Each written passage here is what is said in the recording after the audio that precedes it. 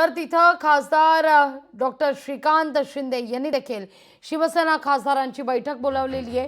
दिल्लीत घडामोडींना चांगलाच वेग, रणनीती आखली जाते। उपराष्ट्रपती पदाच्या निवडणुकीसंदर्भात दिल्लीत आज शिवसेना खासदारांची बैठक होईल। उपराष्ट्रपती पदाच्या निवडणुकीसंदर्भात या बैठकीअंतर्गत चर्चा होईल। CP राधाकृष्णन यांच्या विजयाच्या रणनीतीकरता बैठकांचे हे सत्र असेल। या सगळ्याविषयी अधिक माहिती घेण्याकरता थेट जाऊया आपल्या प्रतिनिधी भाग्यश्री प्रधान आचार्य यांच्याकडून। भाग्यश्री, दिल्लीत आज घडामोडींना चांगलाच वेग आलेला आहे। उपराष्ट्रपती पदाच्या निवडणुकीसंदर्भात बैठकांवर बैठका।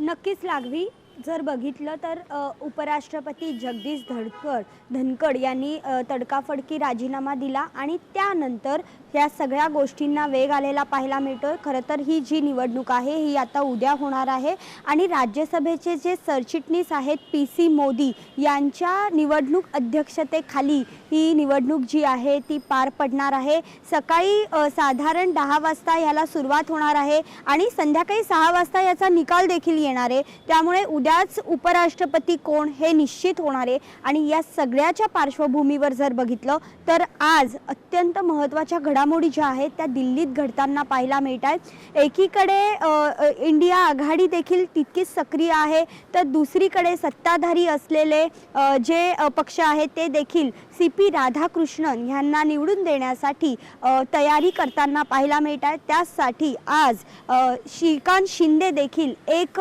मीटिंग घेणार असल्याचं माहिती मिळते। खासदारांची ही मीटिंग आहे। साधारण खासदारांना कशा पद्धतीने मतदान करायचं या संदर्भात देखील सूचना देण्यात येणार आहेत।